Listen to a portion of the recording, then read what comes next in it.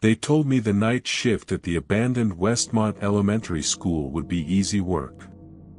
Just walk the perimeter every 3 hours, check that nobody's broken in, and file a report by morning. What they didn't tell me was why the building had been sitting empty for 18 months despite being structurally sound. What they didn't mention was that the previous security guard lasted exactly 9 days before he stopped showing up. I needed the work. 6 months unemployed, savings account showing numbers that made me physically sick every time I checked it. My sister had offered to help with rent, but accepting charity from someone 5 years younger than me felt like admitting I'd failed at being an adult. The job paid $800 a week, cash, for 24 hours of work spread across 4 nights. Simple math told me this was either too good to be true or nobody else wanted it. The woman who hired me introduced herself as Carol Martinez from Westmont Municipal Services. We met at a diner 2 miles from the school on a Tuesday afternoon that felt more like winter than late September. She slid a manila folder across the table and watched me flip through pages of building schematics, emergency contact numbers, and what she called operational guidelines. The guidelines were specific. Between sunset and sunrise, I was to walk the building's exterior perimeter every 3 hours, starting at 9 p.m. I was to check all ground-level windows and doors for signs of forced entry. Any damage or unauthorized access was to be reported immediately using the radio she'd provide. I was not to enter the building under any circumstances. The interior remained off-limits to all personnel until further notice. She handed me a set of keys attached to a heavy brass keychain shaped like an apple. The keys were for the security shed positioned 50 yards from the main entrance, where I'd find additional supplies, a logbook, and backup communications equipment. I was to record the start and end time of each perimeter check, noting any observations that seemed relevant to building security. The pay structure was unusual.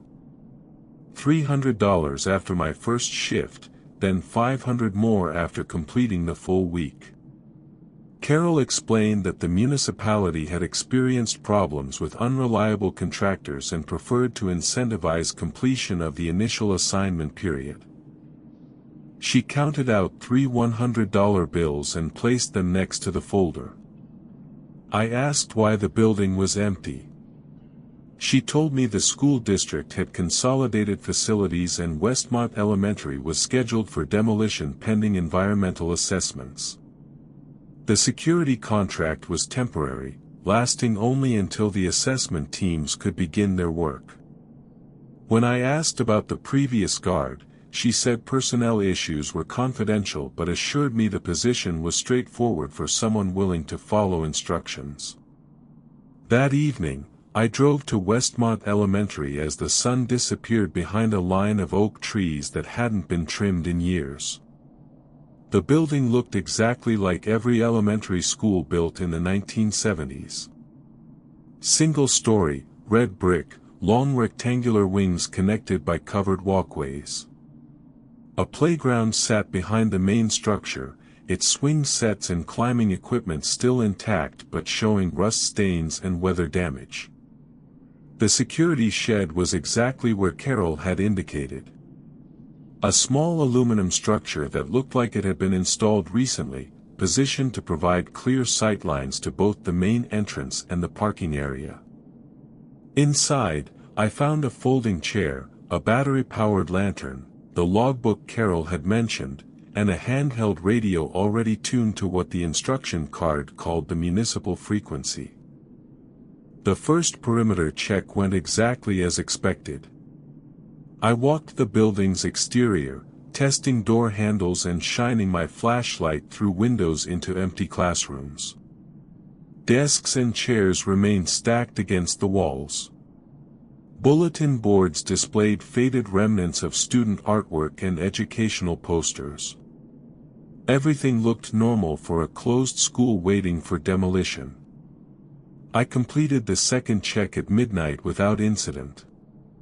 The third, at 3 a.m., revealed something that made me stop walking and reread Carol's guidelines. The main entrance, which had been securely locked during my previous 2 checks, was standing partially open. Not forced. Not damaged. Just open, as if someone had unlocked it from the inside. I radioed the municipal frequency immediately. A voice I didn't recognize responded within seconds, asking for my location and observations.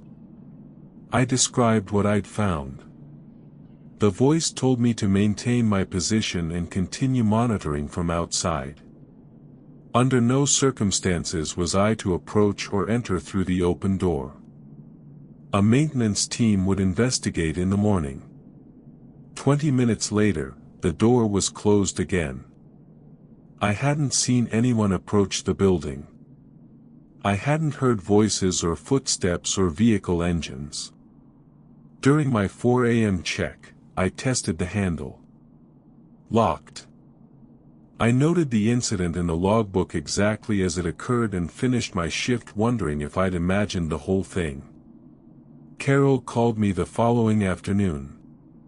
She asked if I'd experienced any difficulties during my first night. I described the door incident exactly as I'd recorded it. She thanked me for following protocol and assured me that maintenance issues were common in buildings scheduled for demolition.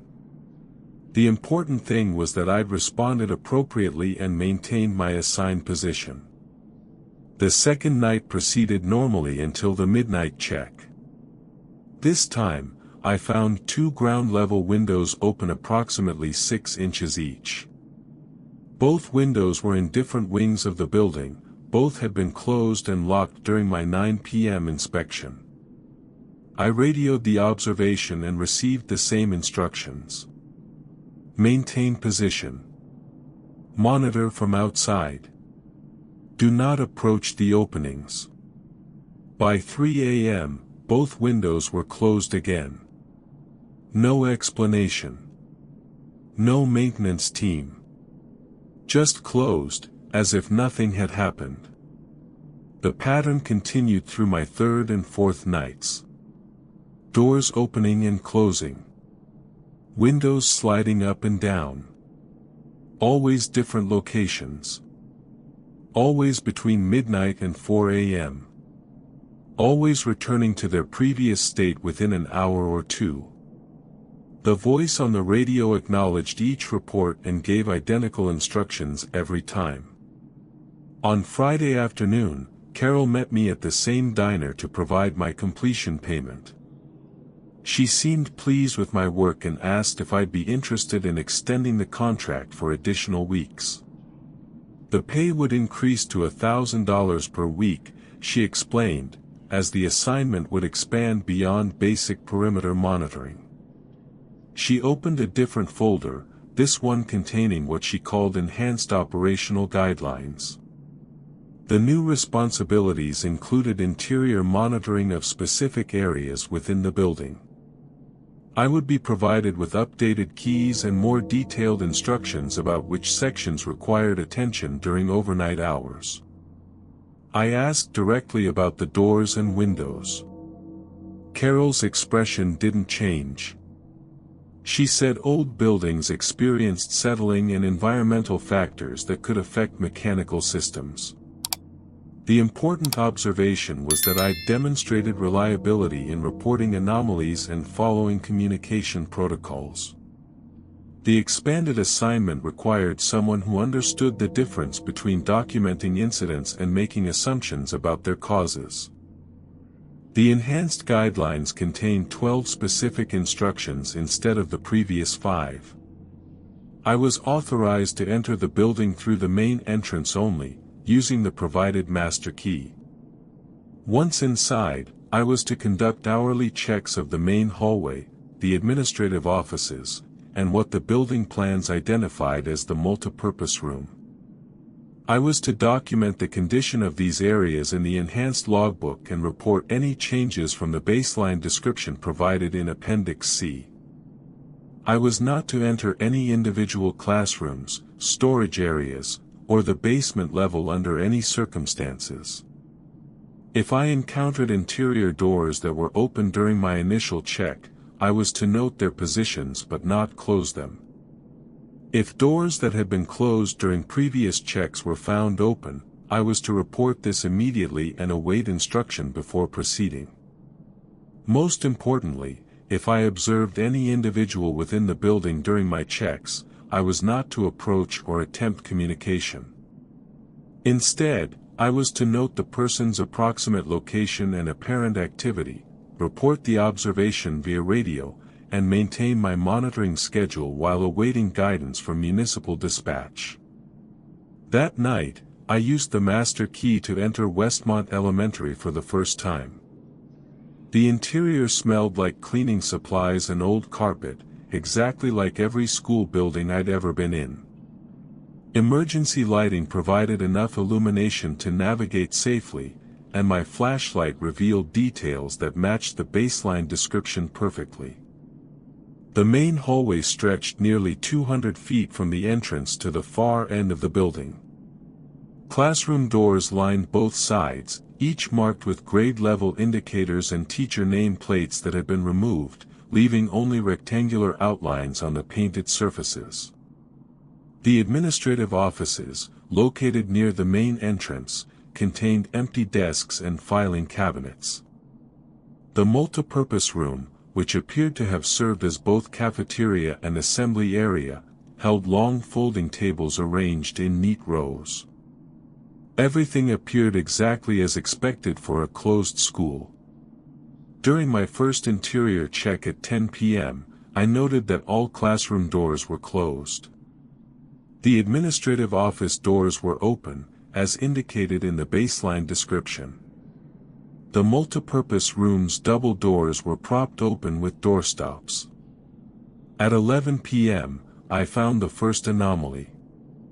The classroom door marked, 2nd grade, Mrs. Patterson, was standing open approximately 12 inches. According to my notes, it had been closed during the previous check. I documented the observation and radioed municipal dispatch.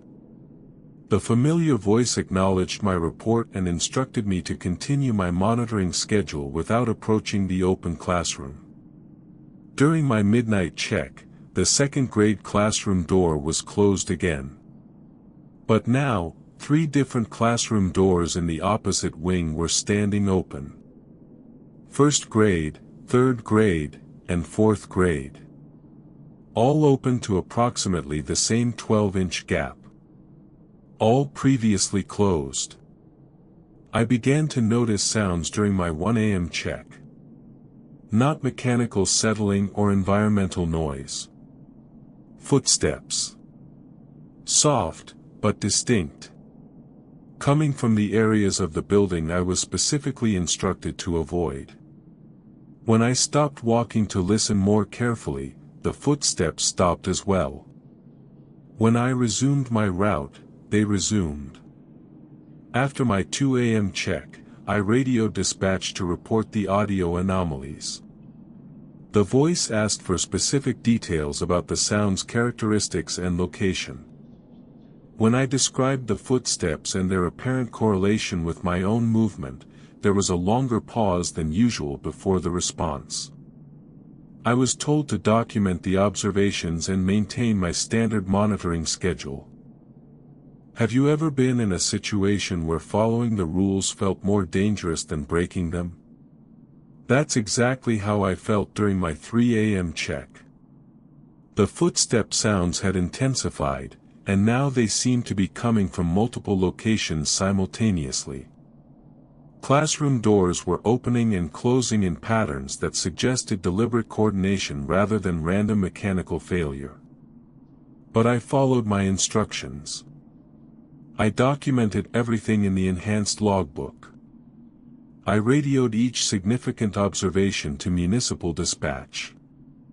I maintained my monitoring schedule and stayed within my authorized areas. And I collected my $1,000 on Friday afternoon when Carol met me at the diner with another contract extension offer. This time, she explained, the assignment would transition to what she called specialized monitoring. The pay would increase to $1,500 per week, but the responsibilities would require more direct engagement with the building's anomalous characteristics. I would receive additional equipment and more detailed guidance about how to document and respond to the phenomena I'd been observing. When I asked directly what was happening inside Westmont Elementary, Carol's response was carefully measured. The building, she explained, was experiencing what municipal specialists classified as residual activity patterns. These patterns were related to the building's operational history and required systematic documentation before the planned demolition could proceed. The specialized monitoring guidelines contain 28 specific instructions organized into 4 categories: observation protocols, documentation requirements, communication procedures, and safety parameters. For the first time, I was authorized to approach and investigate anomalous activity within my designated monitoring areas. If I encountered open doors during my checks, I was now instructed to photograph their positions using the provided digital camera, then close them and note the time. If I heard footsteps or other sounds, I was to follow the sounds to their apparent source while remaining within authorized areas. If I observed individuals within the building, I was to attempt limited communication following specific scripted questions provided in Appendix D. The safety parameters were more concerning than reassuring. I was to carry the emergency beacon at all times and activate it if I felt threatened or became disoriented. I was never to remain in any single location for more than 10 minutes. If I experienced sudden temperature changes, unusual odors, or what the guidelines called perceptual distortions, I was to immediately return to the security shed and report via radio. Most significantly, I was authorized to access the basement level for the first time. This area required special attention, according to the guidelines, as it contained infrastructure elements that were generating the majority of the building's anomalous activity. I was provided with a separate key for the basement access door and detailed maps of the lower level's layout. That week's first night of specialized monitoring felt like entering a different building entirely. The phenomena I'd been observing from a distance were much more intense when experienced directly. During my 10 p.m. check, I found 7 classroom doors open. When I approached the first one to photograph and close it, I could see into the empty classroom clearly. Desks and chairs stacked along the walls, exactly as expected. But as I raised the camera, I could hear what sounded like children's voices coming from inside the room. Not threatening voices. Not distressed. Just the normal sound of children talking quietly among themselves, the way they might during independent work time. I stood in the doorway for several minutes, listening. The voices continued, but I couldn't make out specific words or identify how many children might be speaking. Following the new guidelines, I entered the classroom and approached the area where the voices seemed to originate.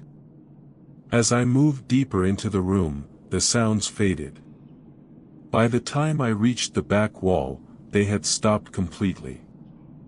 I photographed the empty classroom from multiple angles, closed the door, and noted the time. The same pattern repeated in each of the other open classrooms. Voices that faded as I approached their apparent source. Always children. Always conversational rather than alarmed. Always stopping completely when I got too close. The basement access was located in a stairwell near the building's rear entrance. The key Carol had provided fit perfectly, and the door opened onto a staircase that descended into darkness deeper than my flashlight could fully penetrate. The smell was different down there. Not unpleasant, but distinctly different from the rest of the building. like wet concrete and old paper. The basement layout matched the provided maps exactly. A central corridor with storage rooms, mechanical spaces, and what appeared to be a small office area at the far end. The emergency lighting was functional but dimmer than on the main level, creating shadows that made depth perception difficult. During my first basement check at 11 p.m., I discovered the source of at least some of the building's anomalous activity. The storage rooms weren't empty. They contained what appeared to be educational materials, furniture, and personal items that should have been removed when the school closed. Boxes of books, art supplies, teaching materials. Desks and chairs that didn't match the furniture style on the main level. File cabinets that looked like they hadn't been opened in years. More significantly, some of these items appeared to be in active use. Notebooks with recent dates. Art projects that looked fresh.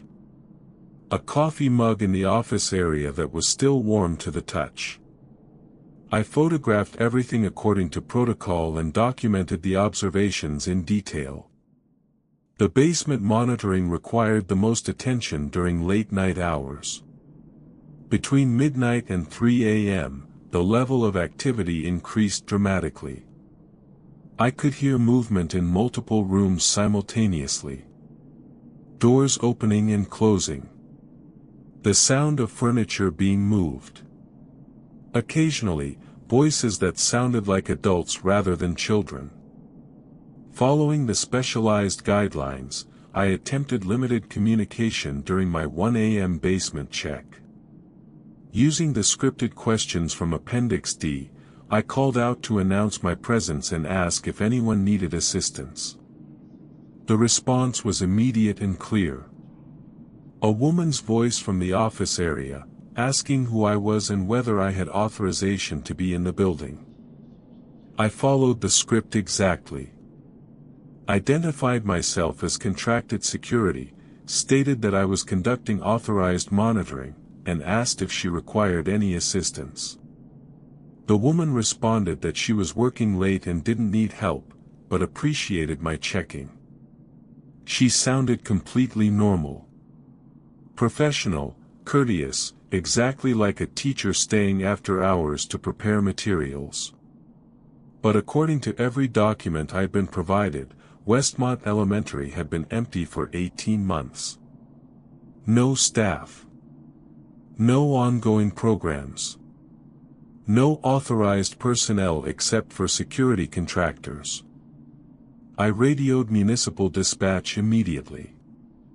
For the first time since I'd started working at the school, there was no immediate response. I tried again 10 minutes later. Still nothing. The emergency beacon was functioning normally, and I was clearly within radio range, but the municipal frequency seemed to be inactive. During my 2 a.m. check, I encountered the teacher again. This time, she was in the main corridor of the basement level, carrying a box of what appeared to be student folders. She greeted me politely and explained that she was organizing materials for the following week's lessons. When I asked which grade she taught, she told me second grade and mentioned that she was looking forward to the new school year starting soon. Everything about the interaction felt completely normal except for the context. She appeared to be a real person engaged in typical teacher preparation work. But she was doing this in a building that had been closed for over a year, during the middle of the night, in a basement level that municipal services claimed was secure and empty. I followed her back to the office area and observed her working for several minutes. She was genuinely organizing student materials, creating lesson plans, preparing bulletin board displays. She worked efficiently and seemed focused on her tasks rather than concerned about my presence. When I asked her name, she introduced herself as Mrs. Patterson. Mrs. Patterson. the second-grade teacher whose classroom door had been the first to open during my initial week of interior monitoring. At this point, I was supposed to maintain my monitoring schedule and document all observations for later reporting. But the radio remained non-functional, and I was encountering phenomena that clearly exceeded the scope of my instructions. Mrs. Patterson was either a real person working in a building she shouldn't have access to, or she represented something that the specialized monitoring guidelines had been designed to document. I decided to engage in conversation beyond the scripted questions. Mrs. Patterson was happy to talk about her work. She'd been teaching second grade at Westmont Elementary for 12 years, she told me.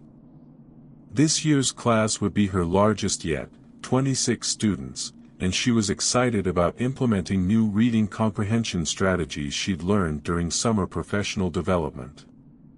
When I mentioned that the school was scheduled for demolition, Mrs. Patterson looked confused. She hadn't heard anything about demolition plans. In fact, she explained, the administration had just approved funding for new playground equipment and classroom technology upgrades. She asked where I'd gotten information about demolition, because it didn't match anything she'd been told by the district office. I spent nearly 30 minutes talking with Mrs. Patterson during that basement encounter, and every minute made the situation more confusing. She spoke about her students as if she'd just seen them yesterday. She knew their names, their reading levels, their individual personalities and challenges. She showed me lesson plans dated for the current month and student work samples that looked genuinely recent. When I asked about the date, Mrs. Patterson told me it was September 15th. She was correct. But when I asked about the year, she said it was 2019. We were having this conversation in 2024. I didn't correct her. Instead, I asked about other teachers at the school. Mrs. Patterson mentioned several names and described their classrooms, their teaching styles, their years of experience. She spoke about the principal, Dr. Harrison, and his plans for the upcoming school year.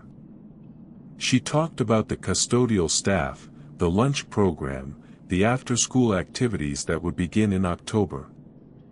Everything she described sounded like a fully operational elementary school. Not a building that had been closed for 18 months. During my 3 a.m. check, I found 2 other teachers in different areas of the basement. Mr. Williams, who taught 4th grade, was setting up science experiment materials in what appeared to be a converted storage room. Ms. Chen, the art teacher, was organizing supplies and preparing bulletin board displays that featured student artwork I could have sworn was fresh. Both teachers greeted me normally and seemed genuinely engaged in their work. Both spoke about the upcoming school year as if it were beginning soon. Both appeared to believe they were preparing for real students who would arrive for real classes. I tried to make sense of what I was experiencing. The most rational explanation was that these were real people who had somehow gained unauthorized access to the building and were engaged in some kind of elaborate role-playing activity. But their behavior was too consistent, too detailed, too genuinely focused on educational tasks that would serve no purpose unless actual students were expected. The alternative explanation was considerably less rational but becoming harder to dismiss. These teachers appeared to be continuing their work exactly as they had when Westmont Elementary was operational, unaware that the school had closed. They were existing in a version of reality where September 2019 was current and their students were expected to arrive as scheduled. When my radio finally began functioning again around 4 a.m., I reported the encounters exactly as they had occurred. The voice on the municipal frequency listened without interruption as I described finding 3 teachers engaged in normal preparation activities in the basement level. When I finished, there was a long pause before the response. I was instructed to complete my remaining checks according to protocol and report to Carol Martinez at the diner the following afternoon for what was called a consultation meeting. No questions about the teachers. No requests for additional details. Just acknowledgement that my report had been received and noted. Carol arrived at the diner with a different folder and a more serious expression than I'd seen during our previous meetings. She asked me to describe the basement encounters in complete detail, including exact conversations, physical descriptions of the individuals, and my observations about the materials they appeared to be working with. After I finished, Carol opened the folder and showed me photocopies of newspaper clippings from September 2019. 3 Westmont Elementary teachers had died in a car accident on September 18, 2019, while returning from a curriculum planning meeting. Mrs. Patterson, Mr. Williams, and Ms. Chen. The accident had occurred on Highway 9, approximately 2 miles from the school, at 11:47 p.m. The articles described the teachers as dedicated educators who had stayed late to prepare for the upcoming school year. Mrs. Patterson had taught second grade for 12 years. Mr. Williams had been known for his innovative science programs.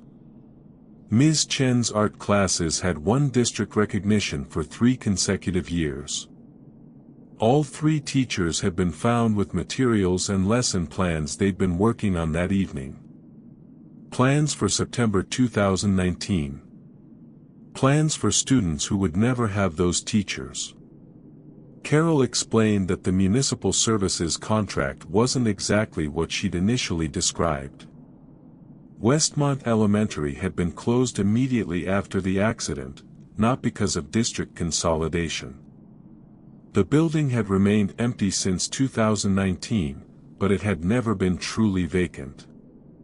The teachers continued their work, apparently unaware that their physical lives had ended. The security monitoring contract was part of a research project being conducted by a consortium of universities studying what they called persistent consciousness phenomena. The building represented a unique opportunity to document and analyze cases where individuals appeared to continue existing in locations significant to their lives, maintaining the routines and purposes they'd held at the time of their deaths. I had been hired not just as security, but as a research observer. The progressive increase in my access and responsibilities had been designed to gradually introduce me to the phenomena while documenting my interactions with the persistent consciousness entities. Every conversation I'd recorded, every photograph I'd taken, every detail I'd documented was contributing to research that might eventually explain how consciousness could continue functioning independently of physical existence. The pay scale made more sense now. $1,500 per week wasn't compensation for basic security work. It was payment for psychological stress, for exposure to phenomena that challenged fundamental assumptions about reality, for participating in research that pushed the boundaries of what most people would consider possible. Carol asked if I wanted to continue with the assignment. The research would benefit from longer-term observation, she explained, particularly documentation of how the persistent consciousness entities responded to sustained interaction with living individuals. The teachers seemed comfortable with my presence, which wasn't always the case with research observers. But the next phase of monitoring would require more intensive engagement. I would be authorized to participate in the teachers' activities, to assist with their preparation work, to engage in extended conversations about their plans and perspectives. Essentially, I would become a participant in their version of reality while maintaining detailed records of the experience. I asked what happened to the previous security guard. Carol hesitated, then explained that he had become too emotionally invested in the teacher situation. He'd begun trying to convince them that they were dead, that the school was closed, that their students weren't coming. This had caused considerable distress to the entities and had disrupted the research protocols. The previous guard had ultimately refused to continue the assignment, not because he was frightened, but because he couldn't tolerate documenting the teacher's situation without trying to help them understand what had happened to them. His emotional response, while understandable, had compromised the research objectives.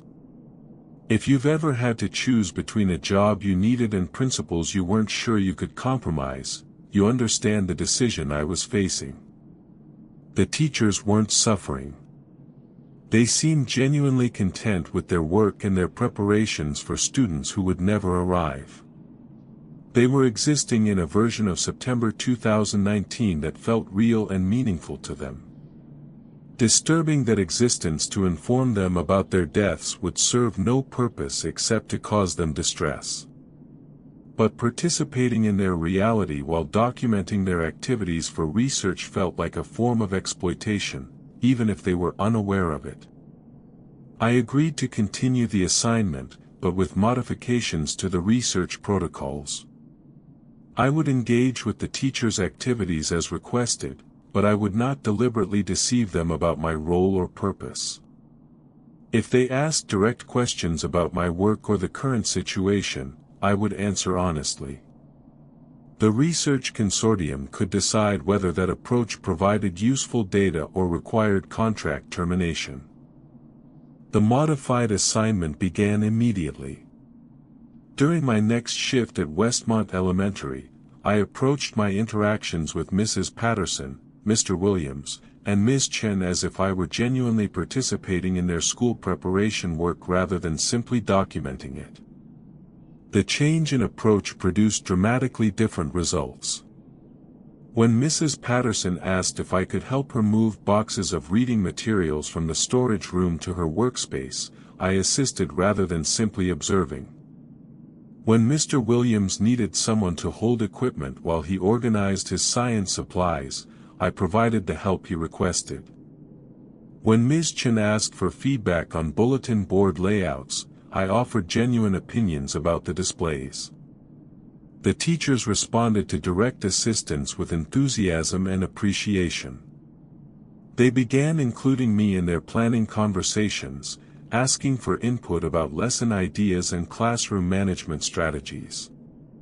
They spoke about their students with the detailed knowledge that comes from years of teaching experience, describing individual children's strengths, challenges, and interests. During these extended interactions, I began to understand why the previous security guard had become emotionally invested in the situation. The teachers weren't just continuing random activities. They were preparing with the same dedication and care they demonstrated during their lives, focused entirely on providing the best possible educational experience for students they expected to see soon. Mrs. Patterson showed me reading assessments she'd prepared for each student, individualized to address their specific learning needs. Mr. Williams had designed science experiments that would engage different learning styles and accommodate various ability levels. Ms. Chen had created art projects that would help students express themselves while developing fine motor skills and creativity. These weren't the activities of entities mindlessly repeating familiar routines. These were the actions of educators who remained genuinely committed to their professional responsibilities, who continued to grow and adapt their teaching approaches, who worried about their students' success and happiness. After 2 weeks of intensive interaction, I began to notice changes in the teachers' behavior and awareness. They started asking more questions about me, about my background, about my role at the school.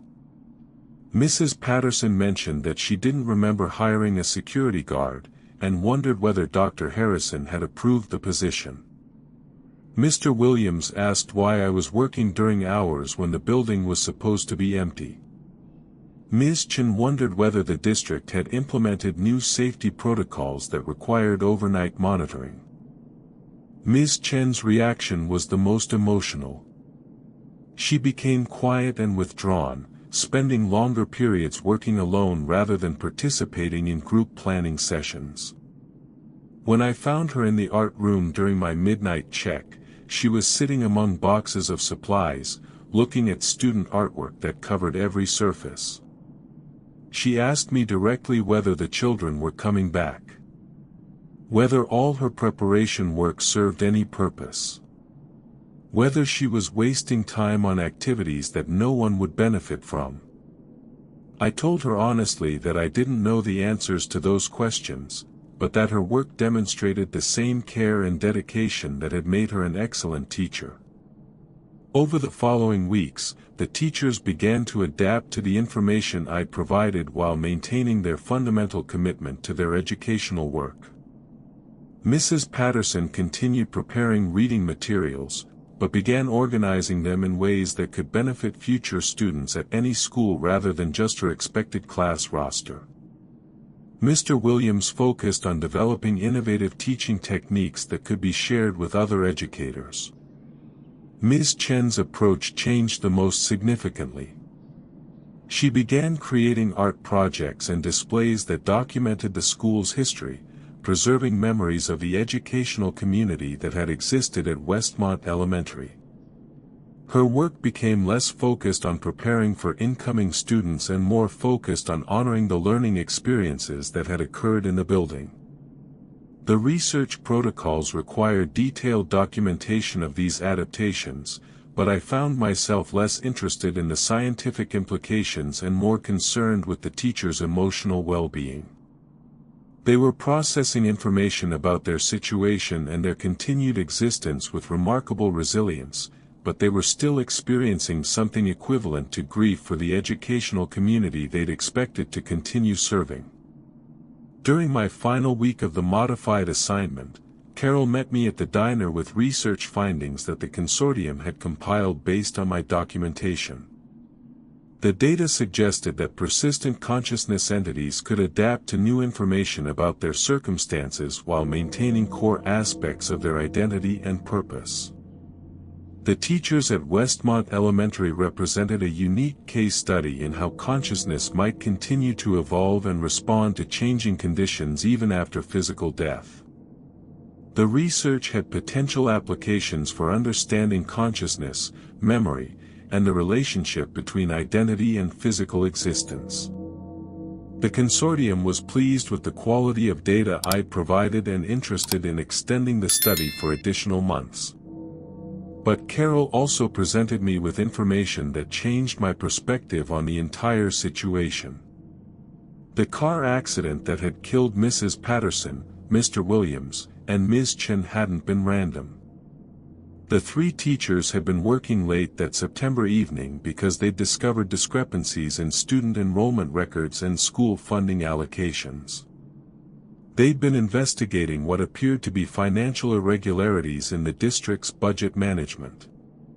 The curriculum planning meeting they'd attended had actually been an informal gathering to discuss their concerns about missing funds and questionable administrative decisions. They'd been planning to present their findings to the school board the following week. The accident had occurred as they were driving to a restaurant to continue their discussion in a more private setting. After their deaths, the investigation into district financial practices had been discontinued. The irregularities they discovered were attributed to clerical errors and resolved through administrative adjustments. Westmont Elementary had been closed permanently, officially due to budget constraints and declining enrollment. Carol explained that the research consortium's interest in the building went beyond studying persistent consciousness phenomena.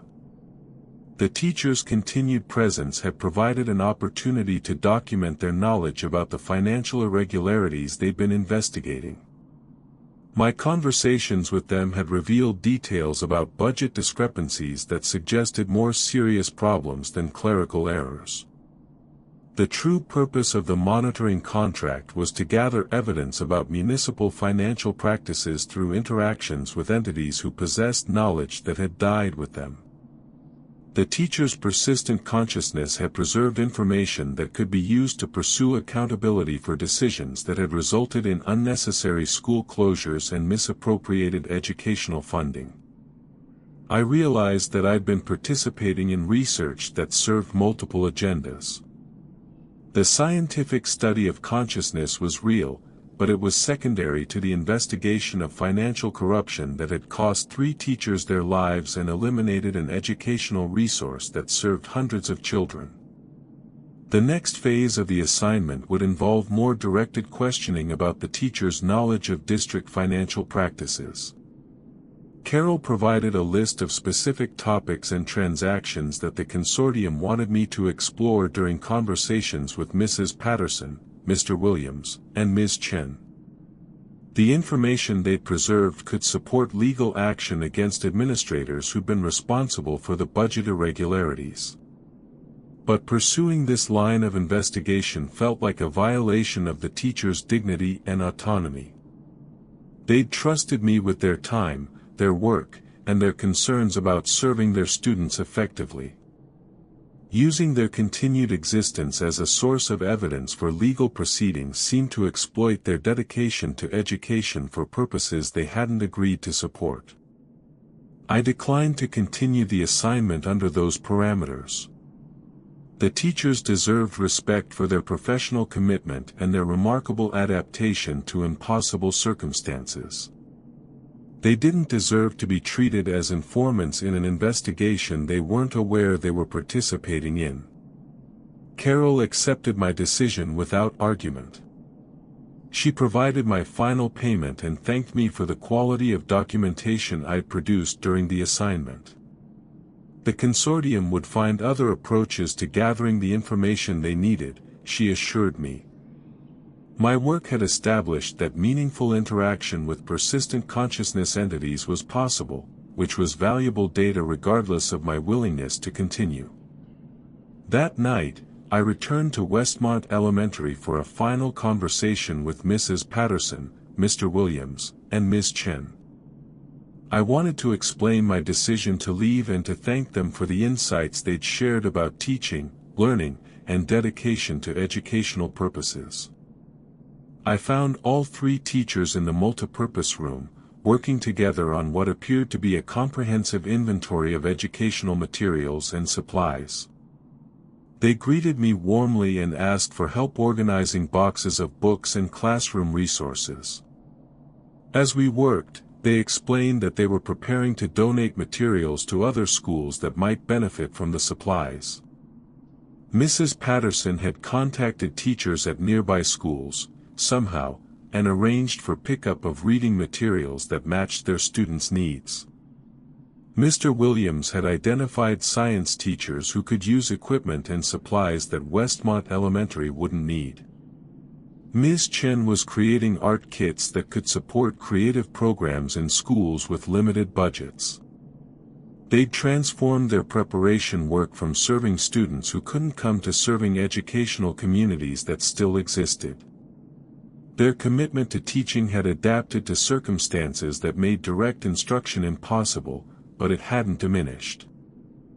When I told them I was completing my security assignment and wouldn't be returning, they expressed genuine appreciation for the assistance I'd provided and the conversations we'd shared. Mrs. Patterson mentioned that having someone to talk with about educational strategies had helped her think through new approaches to supporting student learning. Mr. Williams said that explaining his science experiments to me had given him ideas for making complex concepts more accessible. Ms. Chen thanked me for listening to her concerns about preserving the school's educational legacy. She'd decided to continue creating documentation of Westmont Elementary's history and the learning experiences that had occurred there, so that the educational community that had existed wouldn't be forgotten. None of the teachers seemed concerned about my departure. They'd found purposes for their continued existence that felt meaningful and achievable. They were contributing to education in ways that honored their professional values while acknowledging their changed circumstances. I left Westmont Elementary that morning with respect for the teachers' resilience and adaptability, but also with questions about consciousness, purpose, and what defines a meaningful existence. The teachers had maintained their commitment to education despite learning that their expected students wouldn't arrive, that their school had closed, and that their physical lives had ended. They'd adapted their understanding of how to serve educational purposes without abandoning their fundamental identity as educators. They'd found ways to contribute to learning communities that still existed while preserving the memory of the educational environment they'd helped create at Westmont Elementary. The research consortium's findings might contribute to scientific understanding of consciousness and identity. The evidence gathered about municipal financial practices might support accountability efforts. But the most important discoveries from my time at the school were personal insights about dedication, adaptation, and finding meaning in unexpected circumstances. 6 months after leaving the assignment, I received a call from a teacher at Riverside Elementary School, 15 miles from Westmont. She wanted to thank me for connecting her with Mrs. Patterson, who had provided reading materials perfectly suited to her second-grade students' needs. The books had arrived with detailed notes about each student's reading level and interests, information that couldn't have come from enrollment records or standardized assessments. Similar calls came from teachers at other schools who'd received science equipment from Mr. Williams and art supplies from Ms. Chen. The materials arrived with comprehensive instructions, innovative project ideas, and insights about engaging students with different learning styles. The donations weren't random distributions of surplus supplies. They were carefully selected resources that addressed specific educational needs at each receiving school. The teachers at Westmont Elementary had somehow maintained their ability to assess student needs and provide appropriate educational support, even though they were no longer physically present in active classrooms. Their continued existence had evolved into a form of educational consulting that served schools throughout the district. I began to wonder whether other closed schools might harbor similar phenomena. Whether other dedicated educators who died unexpectedly might be continuing their work in ways that weren't immediately apparent to the living. The research consortium had treated Westmont Elementary as an isolated case study, but the teachers' ability to maintain contact with active educational communities suggested their situation might not be unique. During my unemployment period after leaving the assignment, I researched newspaper archives for other cases of educator deaths that had occurred near school buildings. The pattern wasn't uncommon. Teachers who died suddenly during the school year or while preparing for upcoming terms. Accidents that occurred when dedicated educators were working beyond normal hours to serve their students more effectively. I found records of 3 similar incidents within a 50-mile radius over the past decade. A high school mathematics teacher who died of a heart attack while staying late to prepare individualized tutoring materials. An elementary school librarian killed in a slip-and-fall accident while organizing books for a literacy program. A middle school science teacher who'd suffered a stroke during a weekend lab preparation session. In each case, the affected schools had experienced budget difficulties or administrative changes shortly after the educator's death. In each case, the schools had been closed or significantly downsized within 2 years of the incident. The pattern suggested that the loss of dedicated teachers had broader institutional consequences beyond the immediate tragedy of their deaths. I contacted Carol Martinez to ask whether the research consortium had investigated other potentially similar situations. She confirmed that Westmont Elementary was part of a broader study examining persistent consciousness phenomena in institutional settings, but declined to provide details about other research locations. However, she did mention that several school districts had reported unusual incidents involving the spontaneous appearance of educational materials, anonymous donations of classroom supplies, and unexplained improvements in student performance at schools that had experienced recent educator deaths. These incidents were being tracked as potential indicators of ongoing educational activity by persistent consciousness entities.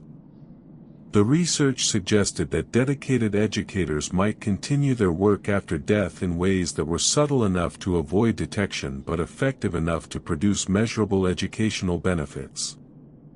The teachers at Westmont Elementary represented a particularly clear case because my documentation had established direct communication with the persistent consciousness entities.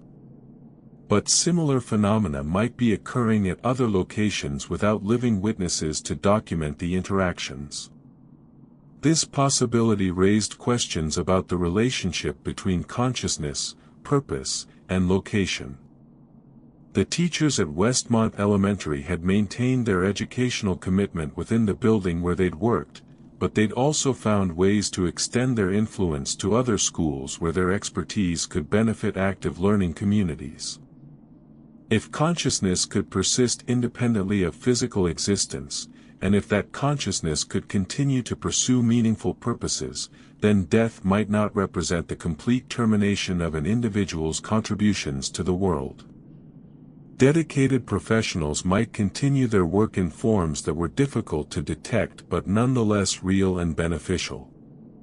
8 months after leaving the Westmont assignment, I received an unexpected call from Dr. Harrison, the principal who'd been mentioned by the teachers during my conversations with them. He was calling from a school district office in another state, where he'd relocated after Westmont Elementary's closure. Dr. Harrison explained that he'd been contacted by teachers at several schools who'd received educational materials with notes referencing conversations with me about student needs and learning objectives. The materials were so precisely matched to specific classroom requirements that they couldn't have been random donations. Someone with detailed knowledge of current educational challenges was providing targeted support to schools that needed particular resources. He was curious about my role in facilitating these donations and whether I maintained contact with the sources of the materials. When I explained my work as a security contractor at the closed Westmont building, Dr. Harrison's response was immediate and emotional. He told me that Mrs. Patterson, Mr. Williams, and Ms. Chen had been among the most dedicated educators he'd ever worked with. Their deaths had devastated the school community and had contributed to his decision to leave the district. The possibility that they were continuing their educational work, even in some form that defied conventional understanding, meant more to him than any research findings about consciousness or persistent identity. Dr. Harrison asked whether it might be possible for him to visit Westmont Elementary to speak with the teachers, to thank them for their continued service to education, and to update them on the positive impact their donations were having in classrooms throughout the region. He understood that the situation was unprecedented and potentially difficult to arrange, but felt that acknowledging their ongoing contributions was important. I contacted Carol Martinez to inquire about the possibility of facilitating such a visit. She explained that the research consortium had concluded its active study of the Westmont site and was no longer maintaining regular access to the building. However, she could arrange a one-time visit if it would provide valuable documentation of how persistent consciousness entities responded to contact with individuals from their previous professional lives. The visit was scheduled for a Saturday evening in November, nearly a year after I'd completed my security assignment. Dr. Harrison, Carol Martinez, and I met at the familiar diner before proceeding to the school building. Carol provided updated access keys and radio equipment, explaining that the building's status remained unchanged but that monitoring protocols were no longer in active operation. Westmont Elementary looked exactly as I remembered it. The exterior showed additional weather damage from months of vacancy, but the interior remained preserved in the same condition I'd documented during my time as a security contractor. The basement level appeared unchanged, with the same layout and the same sense of ongoing activity despite the building's official emptiness. We found the teachers in the multipurpose room, engaged in what appeared to be a comprehensive cataloging project. They were creating detailed inventories of educational resources, organizing materials by subject area and grade level, and developing distribution lists for schools that could benefit from specific items. Their work had evolved into a systematic effort to ensure that educational materials would reach classrooms where they could have the maximum positive impact. Mrs. Patterson, Mr. Williams, and Ms. Chen greeted Dr. Harrison with genuine warmth and enthusiasm. They expressed appreciation for his leadership during their time at Westmont Elementary and asked detailed questions about his current work in educational administration. The conversation felt natural and comfortable, as if they were colleagues catching up after a brief separation rather than individuals whose lives had been interrupted by tragedy. Dr. Harrison thanked them for their continued commitment to education and described the positive feedback he'd received from teachers who'd benefited from their donations. He shared specific examples of how their materials had supported student learning objectives and enhanced classroom experiences. The teachers listened with obvious satisfaction, pleased to learn that their efforts were producing measurable educational benefits. The visit lasted nearly 3 hours, during which the teachers and Dr. Harrison discussed educational philosophy, teaching strategies, and approaches to serving students with diverse learning needs. Their conversation demonstrated the same professional passion and expertise that had characterized their work during their physical lives. As we prepared to leave, Mrs. Patterson mentioned that they'd been working on a project that might interest Dr. Harrison. They'd been documenting innovative teaching techniques and lesson plan strategies that could be shared with educators who were facing budget constraints and resource limitations. The materials represented years of classroom experience and professional development, organized in ways that could be immediately useful to practicing teachers. Dr. Harrison expressed strong interest in accessing these materials for distribution to educators in his current district. The teachers agreed to prepare comprehensive packages that could be shared with schools that needed additional instructional resources.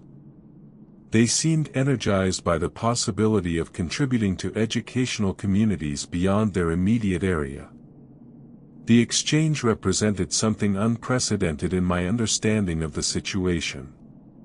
The teachers were not only continuing their individual educational work, but were actively seeking ways to expand their positive impact on learning communities throughout the region. Their persistent consciousness had evolved beyond preserving their pre-death activities to developing new approaches to serving educational purposes.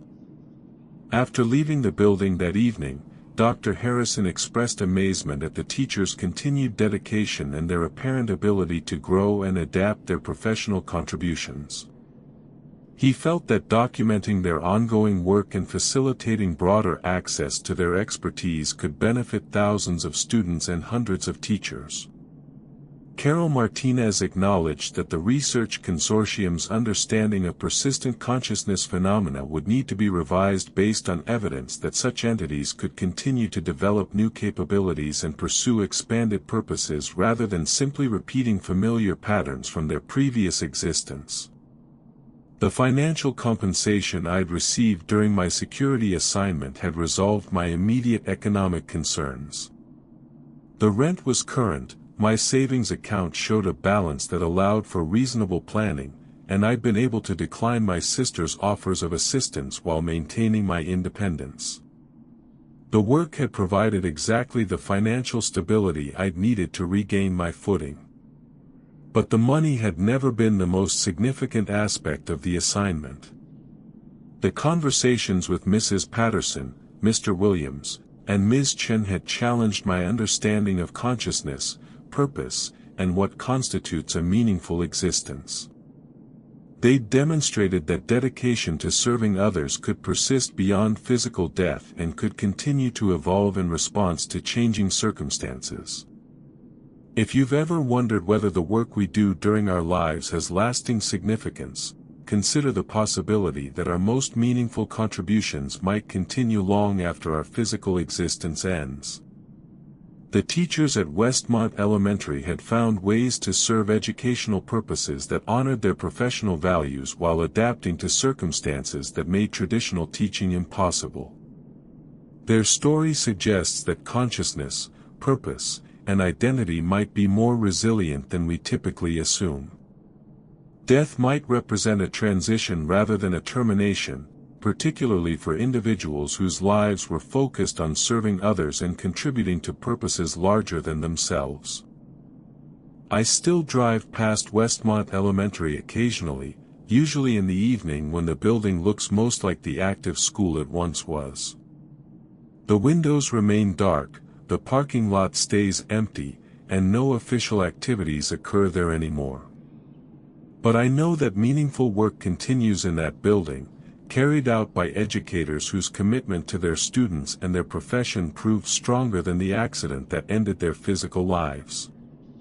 The Research Consortium published papers about persistent consciousness phenomena that contributed to scientific understanding of identity and memory.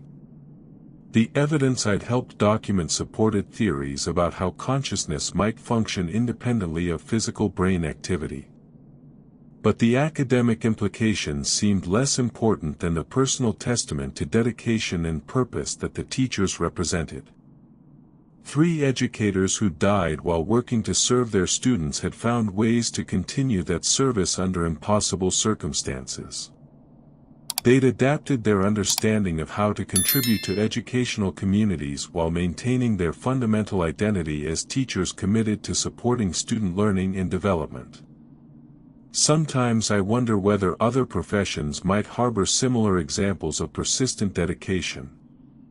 Whether doctors who died while treating patients, or firefighters who died while protecting communities, or social workers who died while serving vulnerable populations might continue their essential work in ways that are difficult to detect but nonetheless real and beneficial. The teachers at Westmont Elementary had demonstrated that consciousness could survive physical death and continue to pursue meaningful purposes. Their story suggested that the work we find most important during our lives might define not only how we live, but also how we continue to exist after our bodies fail. I don't check my bank account as frequently as I did before taking the assignment. Numbers that once caused anxiety now seem less significant than questions about purpose, contribution, and what aspects of our lives have lasting meaning. I'm not sure whether this shift in perspective represents growth or simply a different way of avoiding uncertainty about the future. But I know that meaningful work continues in places where we might not expect to find it, carried out by individuals whose dedication proved more enduring than the circumstances that appeared to end their ability to serve others.